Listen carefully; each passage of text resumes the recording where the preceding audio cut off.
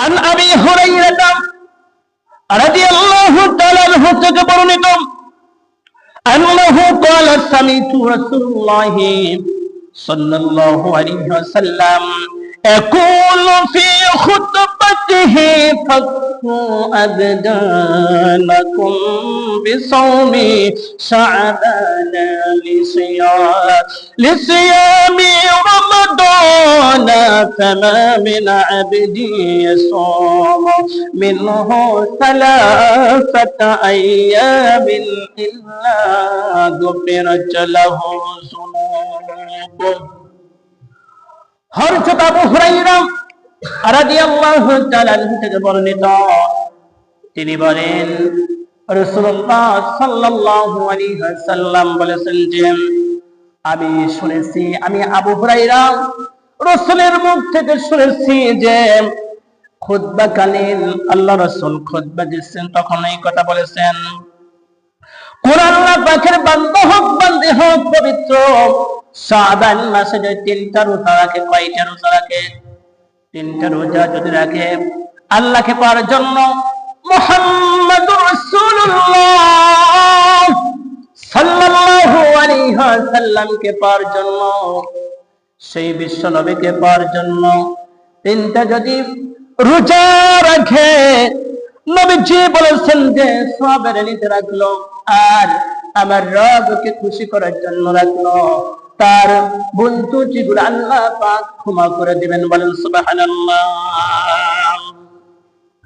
ইউদাল্লি আলাল নবী 3 মাররাতিন ইনদা ফিতরাতিহি ইল্লা গাফারাল্লাহু মা তাকদ্দামা মিন যামবিহি ওয়া বারাকা লাহু ফি রিজকি। রাসূলুল্লাহ সাল্লাল্লাহু আলাইহি ওয়াসাল্লাম বলেছেন, যে ব্যক্তি রোজা থাকা অবস্থায় সামনে খাবার আছে, আপনার এখনো সময় হয় নাই, খাবার খাচ্ছেন না, অপেক্ষা করতেছেন, এখনো কিছু সময় আছে, ঘড়ির কাঁটা, সেকেন্ডের কাঁটা, মিনিটের কাঁটা, ঘন্টার কাঁটা চলতেই আছে, কি কন? এখনো সময় হয় নাই, এই জন্য আপনি ইফতার নিচ্ছেন না। যখন ইফতারের পূর্ব মুহূর্তে বান্দা যদি কমপক্ষে 3 বার দুরূদ পড়ে, কয়বার? 3 বার যদি দুরূদ পড়ে, আবার রাসূল বলেছেন যে তার দোয়া কবুল হয়ে যায়। কি হয়ে যায় বলেন? আর তার খাবারের মধ্যে বারাকা দান করে দেয়, রিজিকের মধ্যে আল্লাহ পাক অভাব অনাটনাগুলো আল্লাহ পাক দূর করে দেয়। রাসূলুল্লাহ সাল্লাল্লাহু আলাইহি ওয়াসাল্লাম বলেছেন, যায়েদের পুত্র ওসামা বলেন, হে আল্লাহর রাসূল, আপনি অন্য মাসে এত রোজা থাকেন না, পবিত্র শাবান মাসে আপনি অধিক রোজা রাখেন। এই কথা রাসূলুল্লাহ সাল্লাল্লাহু আলাইহি ওয়াসাল্লামকে এই কথা যখন বললেন, যায়েদের পুত্র উসামা বললেন, বলার কারণে রাসূলুল্লাহ সাল্লাল্লাহু আলাইহি ওয়াসাল্লাম বললেন যে শোনো, আমি এই জন্য রোজা রাখি। আল্লাহ পাকের নবীজি বলতেছেন যে যাতে আমার আল্লাহ রাসূলের সামনে পিছনে সমস্ত গুনাহ তার মাপ। কি কন? সমস্ত গুনাহ কি মাপ।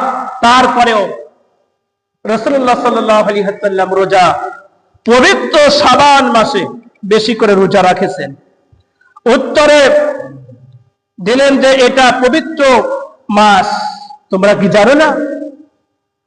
সাহাবীরা বললেন যে ইয়া রাসূলুল্লাহ, আপনি জানাই না, আমরা জানি না, সারা জানি না।